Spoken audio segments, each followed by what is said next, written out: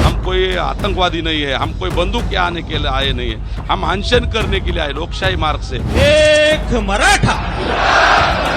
मराठा समाज को आरक्षण देने की मांग को लेकर 5 दिनों से आमरण अनशन पर बैठे मनोज जरांगे पाटिल को कोर्ट ने फटकार लगाई और आजाद मैदान खाली करने का आदेश दिया, क्योंकि जो मुंबई कभी नहीं रुकती थी उसकी रफ्तार मराठा आंदोलन की वजह से थम सी गई थी।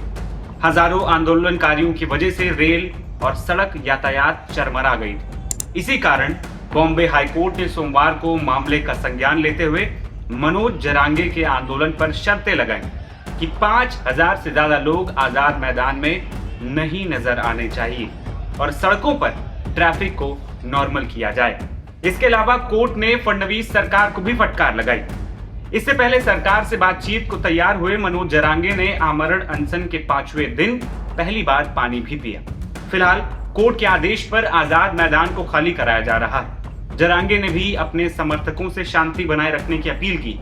मराठा आंदोलन कमेटी के सदस्य गंगाधर पाटिल ने कहा है कि अब सिर्फ 5000 लोग ही मैदान में बचे। ये आज 5वां दिन है अनशन का मनोज दादा के, और माननीय कोर्ट ने कल हमको बोला था, बहुत महाराष्ट्र से भीड़ मनोज दादा को सपोर्ट करने आई थी, बहुत लोग मनोज दादा के अनशन में बैठने के लिए आए थे, मगर हमको 5000 का परमिशन था, इसलिए उसमें ही हम सीमित रहे। और बाकी लोगों को कोर्ट ने बोला मुंबई से बाहर निकालो, तो हमने सब लोगों को रात को 2 बजे तक हम सब लोग घूमे और हम सब लोगों ने मुंबई से बाहर उनको निकाला है। अभी सिर्फ आज़ाद मैदान में जो 5000 से भी कम लोग हैं और उनकी गाड़ियां हैं, इसीलिए हम माननीय न्यायालय से दरख्वास्त करते हैं कि आज हमको यह अनशन की परमिशन सरकार को देने को बोलिए।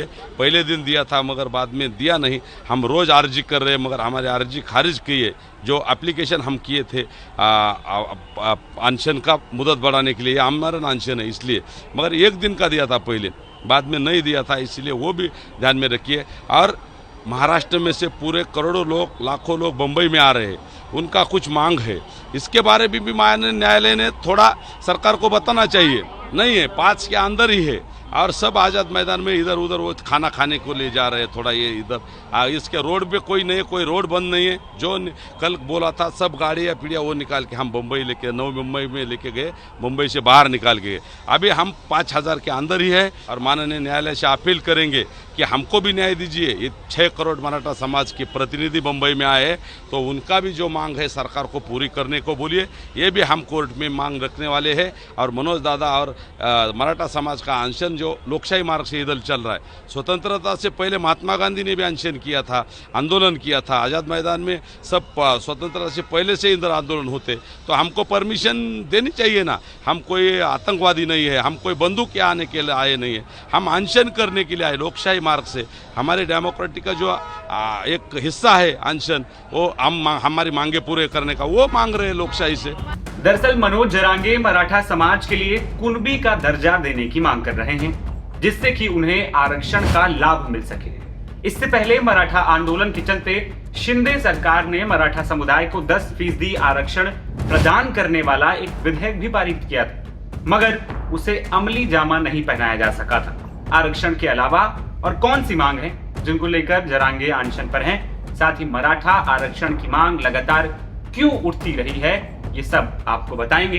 मेरा नाम है आदर्श और आप देखना शुरू कर चुके हैं नवभारत टाइम्स।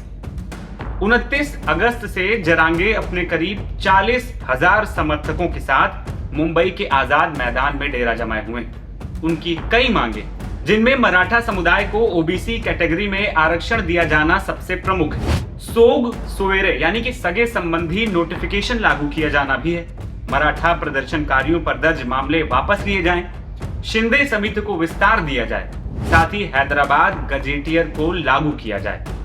अब आपको विस्तार से समझाते हैं कि आखिर बार बार मराठा आंदोलन क्यों होता है और सरकार पर इसका इतना ज्यादा असर कैसे पड़ता है। दरअसल महाराष्ट्र में मराठी आबादी 33% यानी करीब 4 करोड़ है। इनमें से 90 से 95% लोग भूमिहीन किसान। महाराष्ट्र में खुदकुशी करने वाले किसानों में से 90% मराठा समुदाय से ही हैं। 1997 में मराठा संघ ने सरकारी नौकरियों और शैक्षिक संस्थानों में आरक्षण के लिए पहला आंदोलन किया। प्रदर्शनकारियों ने कहा कि मराठा उच्च जाति के नहीं बल्कि मूल रूप से कुणबी यानी कि कृषि समुदाय से जुड़े। कुणबी समुदाय को राज्य में ओबीसी का दर्जा है, इसीलिए मराठा समुदाय को भी इसमें शामिल किया जाए। लगातार ऐसी मांग उठती रही। दूसरी ओर अब मराठा आरक्षण के नेतृत्वकर्ता मनोज जरांगे ने बगावती तेवर भी दिखाने शुरू कर दिए हैं। उन्होंने कहा कि जब तक उनकी मांगे पूरी नहीं हो जाती तब तक वे मुंबई नहीं छोड़े। जरांगे ने कहा कि वे सरकार से बातचीत के लिए तैयार हैं और जब पुलिस प्रदर्शनकारियों से मैदान खाली कराने पहुंची तो उन्हें मनोज जरांगे के समर्थकों से टकराव का सामना करना भी पड़ रहा है। जरांगे ने सीएम फडणवीस को चेतावनी देते हुए कहा है कि मैं महाराष्ट्र सरकार को और फडणवीस से कहना चाहता हूं कि जब तक हमारी सभी मांगे पूरी नहीं हो जाती हम मुंबई को नहीं छोड़ेंगे। इस तरह आरक्षण का राज लगातार बढ़ता ही जा रहा है। दूसरी ओर मनोज जरांगे की मांग के खिलाफ ओबीसी भी लामबंद हो गए। महाराष्ट्र के मंत्री और वरिष्ठ ओबीसी नेता छगन भुजबल ने सोमवार को कहा है कि मराठाओं को ओबीसी के कोटे में शामिल नहीं किया जाना चाहिए और अगर ओबीसी समुदाय के लिए तय आरक्षण में कटौती की गई तो लाखों लोग प्रदर्शन करेंगे। ये तय हुआ है कि ओबीसी में पहले से जो है गैर कानूनी ढंग से, एक लफ्ज में गैर कानूनी ढंग से ओबीसी में किसी को भी जगह नहीं देना चाहिए। कदम कि जो कानून, जो हाईकोर्ट के जजमेंट्स है, सुप्रीम कोर्ट के जो निर्णय है उनको देखा जाए, मंडल कमीशन को देखा जाए, कालेलकर कमीशन को देखा जाए। वो दो कमीशन जो निकले मंडल और उन्होंने भी नकारा है कि ये जो रूलिंग कम्युनिटी है मराठा कम्युनिटी वो बैकवर्ड नहीं है। यही सुप्रीम कोर्ट ने कहा। यही 4 यहाँ जो आयोग बने उनका भी जजमेंट यही आया। तो इसके विपरीत जाकर अगर कुछ गलत, हाँ जहाँ तक वो कहते हैं कि हैदराबाद गैजेटियर है ना, वो गैजेटियर, तो देख लो क्या है उसमें। उसमें भी कुणबी अलग दिखाया है, मराठा अलग दिखाया है, ओबीसी अलग अलग अलग अलग दिखाया है। तो देखो, और जिसके पास जरा भी कोई प्रूफ है कुणबी दे दो, मगर एक साथ सारे मराठवाड़ा, सारे पश्चिम महाराष्ट्र करोड़ों लोगों को कुणबी बनाया जाए, ओबीसी बनाया जाए, वो हम नहीं होने देंगे। हमने आज मुख्यमंत्री से भी मुलाकात की, उप मुख्यमंत्री, उनसे भी दरख्वास्त की कि ये नहीं होना चाहिए, हमारे ऊपर अन्याय न होगा। आप और किसको क्या देते हैं, हम इसके बीच में नहीं आना चाहते हैं।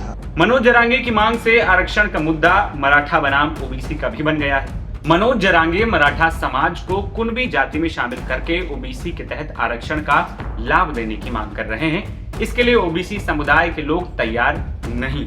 राष्ट्रीय ओबीसी महासंघ ने साफ शब्दों में चेतावनी दी है कि अगर ऐसा होता है और ओबीसी को नुकसान पहुंचा तो पूरा ओबीसी समाज सड़क पर उतरेगा।